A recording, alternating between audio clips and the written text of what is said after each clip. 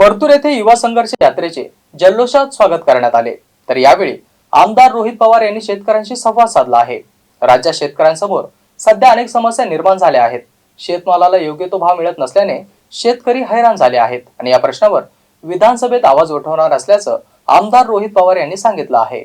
आमदार रोहित पवार यांची युवा संघर्ष यात्रा परतूर येथे आली असता यात्रेचे स्वागत करण्यात आले आणि या प्रसंगी माजी मंत्री राजेश टोपे, सुशील कुमार जेथलिया, आर पाटील, रोहित पाटील, कपिल आकात, पंकज बोराडे, बबलू चौधरी, माजी नगर अध्यक्ष विनायक काळे, नितीन जेथलिया, ओमकार काटे, विजय राखे, अंकुश तेलगड, आरेफ अली, सुरेश सवणे, एमडी सवणे, अकील काझी, इब्राहिम खान, कायम खानी, अनवर पठाण, लाला मिया बागवान, जमीर काझी यांच्यासह राष्ट्रवादी काँग्रेसचे पदाधिकारी कार्यकर्ते संघर्ष यात्रेदरम्यान दैठणा येथे युवकांशी संवाद साधताना कार्यकर्ते मोठ्या संख्येने उपस्थित होते।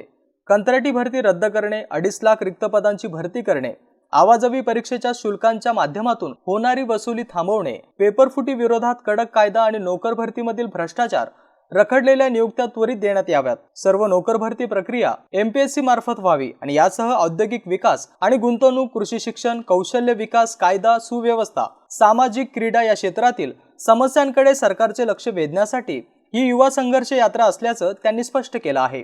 दरम्यान कपिल आकात, पंकज बोराडे, अकील काझी, इब्राहिम खान, कायम खणी यांनी देखील यावेळी उपस्थिती लावली। Sayyad Junaid, MC news, Partur.